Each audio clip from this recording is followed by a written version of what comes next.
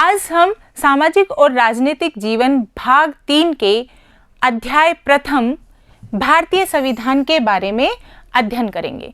भारतीय संविधान को समझने से पहले हम जानेंगे कि संविधान किसे कहते हैं और किसी भी देश के लिए संविधान की जरूरत क्यों होती है।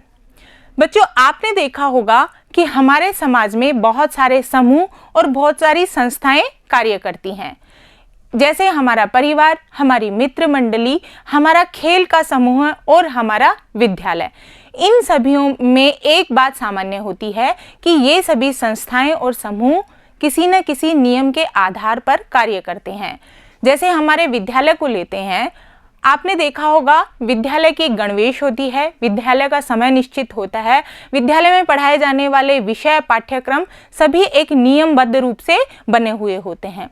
अगर कोई विद्यार्थी इन नियमों का उल्लंघन करता है तो उस विद्यार्थी के साथ में अनुशासनात्मक कार्यवाही होती है और उसे दंड का प्रावधान होता है। बच्चों, अगर ये कहा जाए कि विद्यालय में ये नियम नहीं होने चाहिए तो क्या होगा? बिल्कुल सही सोचा, विद्यालय का सुचारू संचालन नहीं हो पाएगा। बच्चों, जिस प्रकार से विद्यालय को संचालित करने के लिए कुछ नियमों की रूपरेखा होती है, उसी प्रकार किसी भी देश को संचालित करने के लिए नियमों की रूपरेखा होती है और उसे ही संविधान कहा जाता है। यानी संविधान की अगर हम सामान्य रूप से परिभाषा देखें तो संविधान किसी देश के सुचारू संचालन के लिए बनाए गए नियमों, आदर्शों व मूल्यों का एक संकलित दस्तावेज होता है। यहाँ आप हमारे भारतीय संविधान की पुस्तिका को देख सकते हैं। इसके अंतर्गत हमारे भारत में जो भी नियम बनाए गए हैं शासन को संचालित करने के लिए, उन नियमों का, उन आदर्शों का और उन मूल्यों का संकलन किया गया है। बच्चों, अब ये प्रश्न आता है कि किसी भी देश को संविधान की जरूरत होती क्यों है? अगर संविधान नहीं हो तो देश का क्या होगा? बच्चों, आपको ध्यान हो कि हमारे विद्यालय को चलाने के लिए जिस प्रकार से नियम जरूरी होते हैं सुचारू संचालन के लिए, उसी प्रकार देश को चलाने के लिए भी ये नियम, संविधान जरूरी होता है। क्यों? क्योंकि देश एक बहुत बड़ी संख्या में लोग रहने वाले होते हैं, वहाँ पर कई समुदाय होते हैं, कई धर्म होते हैं, कई विचार होते हैं, जो एक साथ बनाकर चलने के लिए संविधान की आवश्यकता होती है। या कहें कि संविधान निर्माण के कुछ उद्देश्य होते हैं जिनकी पूर्ति संविधान करता है। यहाँ पर हम देखते हैं संविधान के मुख्य उद्देश्य, जिसमें है बुनियादी पहचान स्थापित करना। बच्चों, संविधान का ये कार्य होता है कि वह किसी भी देश की बुनियादी पहचान को स्थापित करे। यहाँ पर बुनियादी पहचान से तात्पर्य है उस देश या उस समाज का जो मूलभूत स्वरूप होगा वो क्या होगा। मूलभूत स्वरूप के अंतर्गत वहाँ की सरकार कैसे बनेगी, सरकार कैसे कार्य करेगी, इस प्रकार से यह निश्चित करना किसका कार्य होता है? संविधान का। तो हम कह सकते हैं कि संविधान एक वो दस्तावेज है जिसमें आदर्शों को सूत्रबद्ध किया जाता है, जिसके आधार पर नागरिक अपने देश को अपनी इच्छा और अपने सपनों के अनुसार रच सकते हैं। बच्चों, इसमें एक बात यह भी ध्यान देने की है कि एक देश में अलग अलग समुदाय के लोग रहते हैं। हो सकता है किसी बात पर वो समान हो, लेकिन बहुत सारी ऐसे मुद्दे होते हैं जिनमें वो एक दूसरे से सहमत नहीं होते। इसलिए संविधान का ये कार्य होता है कि वो ऐसे आदर्शों को स्थापित करे जिसमें सभी नागरिक उनको अपने शासन की पद्धति के रूप में अपनाएं और देश का सुचारू संचालन और विकसित राष्ट्र के रूप में उसे निर्मित कर सकें। तो यह कार्य किसका होता है? संविधान का। बच्चों, संविधान का दूसरा कार्य होता है, जो कि बहुत ही प्रमुख कार्य है, शासन पद्धति का निर्धारण करना।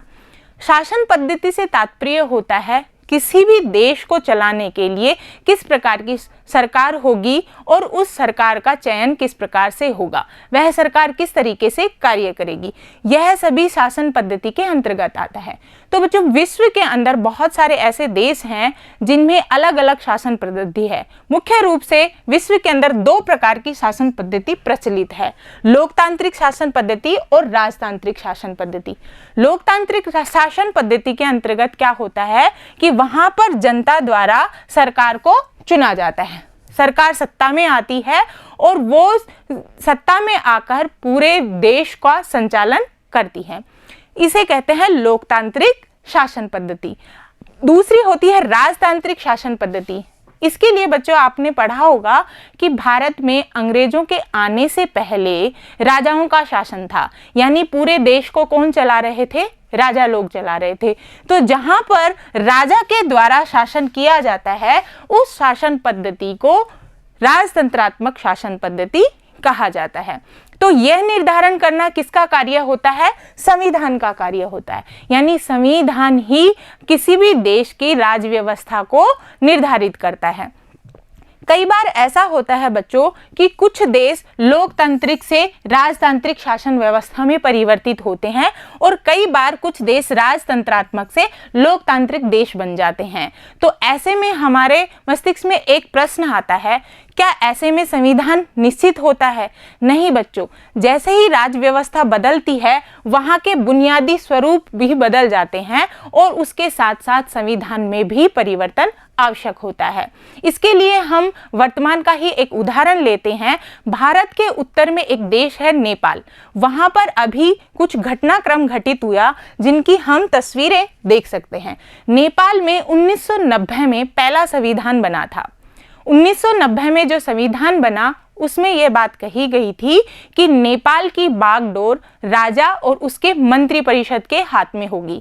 धीरे धीरे नेपाल की जनता ने यह महसूस किया कि राजा के द्वारा सेना को अपने कब्जे में करके वहां पर एक तानाशाही शासन व्यवस्था स्थापित कर दी है, यानी सामान्य लोगों की वहां पर कोई मर्जी नहीं मानी जाती है।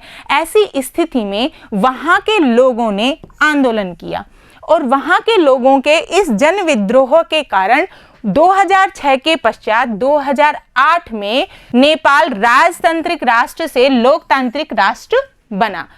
नेपाल के राजतंत्र से लोकतांत्रिक बनने के साथ ही नेपाल में संविधान में भी कुछ परिवर्तन किया गया, यानी कुछ अंतरिम परिवर्तन किया गया। अंतरिम संविधान परिवर्तन के तहत ये माना जाता है कि जो संविधान पहले चल रहा होता है उसमें समय के अनुसार कुछ नए परिवर्तन किए जाते हैं और नेपाल में 2015 में एक नया संविधान अपनाया गया।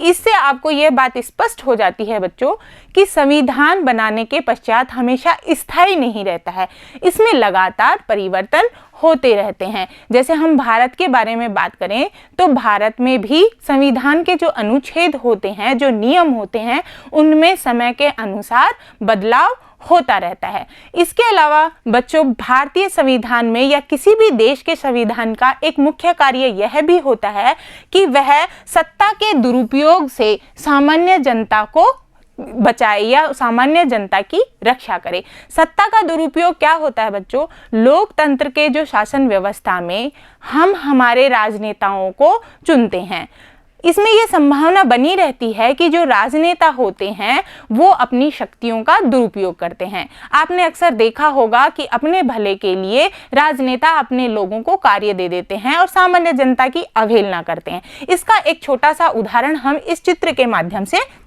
देख सकते हैं। यहाँ पर एक कक्षा का दृश्य है जिसमें सुरेश एक उदंडी और दबंग किस्म का लड़का है जिसे उसके सहपाठी पसंद नहीं करते हैं। एक दिन मैडम के कक्षा से बाहर जाने पर सुरेश को कक्षा का ख्याल रखने की जिम्मेदारी दी जाती है।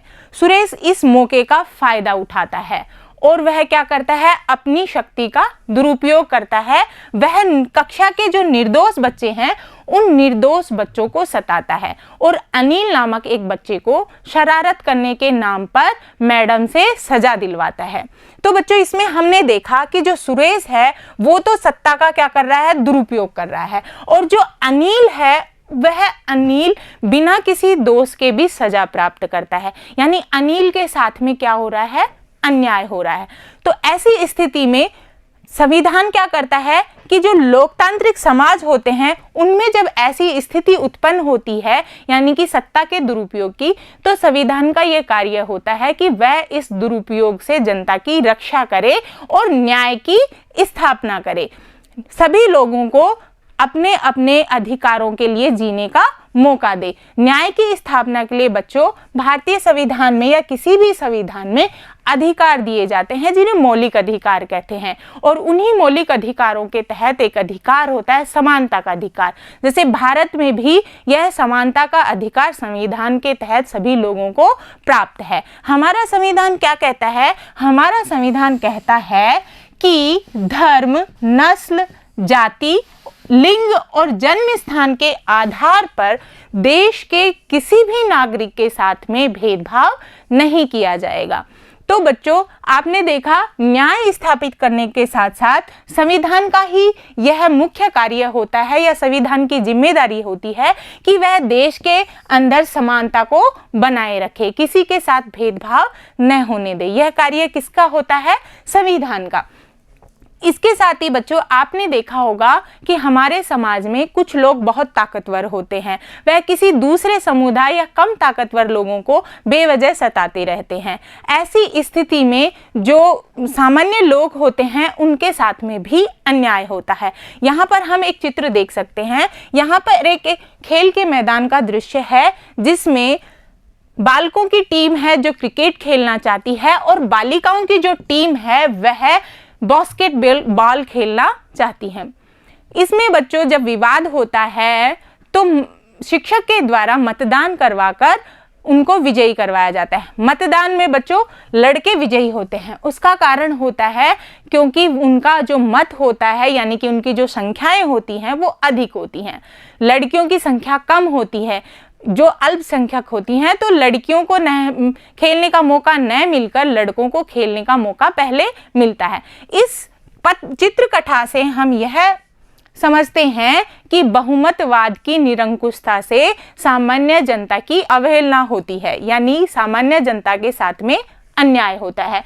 तो बच्चों यहाँ पर आप देख सकते हैं अल्पसंख्यक समुदाय और बहुसंख्यक समुदाय हमारे लोकतांत्रिक समाज में भी होते हैं, यानी कि कुछ समुदाय छोटे होते हैं और कुछ समुदाय बड़े संख्या में होते हैं। तो संविधान का ये कार्य होता है, यह जिम्मेदारी होती है कि वह ऐसे बहुसंख्यक समाजों की निरंकुशता पर पाबंदी लगाए और अल्पसंख्यक समाजों को वो सभी अवसर प्रदान करे जो कि समाज में बहुसंख्यकों को प्राप्त हैं और उनकी बहुसंख्यकों की निरंकुशता से अल्पसंख्यकों का बचाव करे। यानी संविधान का महत्वपूर्ण कार्य है कि बहुमतवाद की निरंकुशता से समाज को बचाना, ये संविधान का महत्वपूर्ण कार्य। इसी के अलावा बच्चों आपने देखा होगा कि हमारे समाज में हम या कोई भी जनसमूह अपने अपने हितों के लिए कार्य करता है। यानी कुछ लोग धर्म के आधार पर अपने हित साधते हैं, कुछ लोग जाति के आधार पर अपने हित साधते हैं, कुछ लोग व्यक्तिगत रूप से अपने हित साधते हैं। लेकिन संविधान का यह मुख्य जिम्मा होता है कि वह किसी व्यक्ति, समूह या समाज के हितों को ध्यान में न रखे बल्कि पूरे देश के हितों को साथ में लेकर चले। यानी संविधान ही यह निश्चित करता है कि पूरे देश का हित किन आदर्शों में होता है। इसके लिए हम एक चित्रकथा देखते हैं। यहाँ पर शबनम है जो बहुत ही दुविधा में है। बच्चों शबनम दुविधा में क्यों है? क्योंकि उसे दूसरे दिन परीक्षा पास करनी है और उसमें कुछ अध्याय आएंगे जिनको उन्हें याद करना है। लेकिन जब वह घर में जाती है तो टीवी पर उसका पसंदीदा कार्यक्रम आ रहा होता है। शबनम इस दुविधा से निकलने के लिए एक बात सोचती है कि क्यों न आज कोई भी टीवी नहीं देखे, और पूरा परिवार ही उस दिन टीवी नहीं देखता है, जिसके परिणाम स्वरूप शबनम को परीक्षा में अच्छे अंक प्राप्त होते हैं। बच्चों इस उदाहरण से आपने देखा होगा कि शबनम ने जो आदर्श पहले था, यानी जो प्रमुख आदर्श था, प्रमुख हित था, उसको साधा। प्रमुख आदर्श और हित क्या था कि परीक्षा में सफल होना। उसका निजी हित जो कि इतना महत्वपूर्ण नहीं था, कार्यक्रम को देखना, उसने उस हित की जगह जो कि बहुत महत्वपूर्ण हित था उसको साधा। लोकतांत्रिक समाज में भी बच्चों ऐसा ही कुछ होता है। लोकतांत्रिक समाज में भी कुछ हित ऐसे होते हैं जो सर्वोपरि होते हैं। तो संविधान का यह कार्य होता है कि वह किसी भी देश की आस्था वाले सार्वभौमिक सिद्धांतों या बुनियादी संरचना की रक्षा करे और साथ में ही उन व्यापक हितों व देशभक्ति के सिद्धांतों की भी रक्षा करे जो कि पूरे देश के विकास के लिए आवश्यक हैं और सभी लोगों के अधिकारों की रक्षा करने के लिए आवश्यक है। एक अच्छा संविधान वो ही कहलाता है जो पूरे देश की एकता को बांधे रखे और विविधताओं को भी एकता में एकजुट करके रखे। ये एक अच्छे संविधान की विशेषता होती है। तो बच्चों, आपने देखा कि एक संविधान किसी भी देश के लिए क्यों आवश्यक होता है। बिना संविधान के किसी भी देश की कल्पना असंभव होती है, यानी किसी भी देश की कल्पना हम नहीं कर सकते हैं। इसीलिए हर देश को अपना अपना संविधान अपने अपने लोगों के अनुसार बनाने की छूट होती है और वो लोग अपने अपने अनुसार संविधान बनाते हैं। अधिकांश लोकतांत्रिक देशों में अपने अपने संविधान बने हुए हैं। तो बच्चों, आज हमने देखा कि संविधान किसे कहते हैं। संविधान होता है किसी देश के सुचारू संचालन के लिए बनाए गए नियम, आदर्श और मूल्यों का संकलित दस्तावेज। इसके साथ ही किसी भी देश को संविधान की जरूरत क्यों होती है, यानी संविधान निर्माण के मुख्य उद्देश्य क्या क्या होते हैं, ये हमने पढ़े कि संविधान ही निश्चित करता है कि किसी देश की बुनियादी पहचान क्या होगी, यानी बुनियादी पहचान स्थापित करना, शासन पद्धति का निर्धारण करना, सत्ता के दुरुपयोग से जनता को बचाए रखना, न्याय की स्थापना करना और समानता का अधिकार प्रदान करना, बहुमतवाद की निरंकुशता से बचाव करना और अंत में व्यापक हितों व देशभक्ति के आदर्शों की रक्षा करना। आज हमने ये सारी चीजें पढ़ी। आशा करती हूँ ये बिंदु आपको अच्छी प्रकार से समझ में आएंगे। आगे मिलते हैं भारतीय संविधान की प्रमुख विशेषताओं के साथ और भारतीय संविधान के कुछ मूलभूत लक्षणों के साथ। धन्यवाद।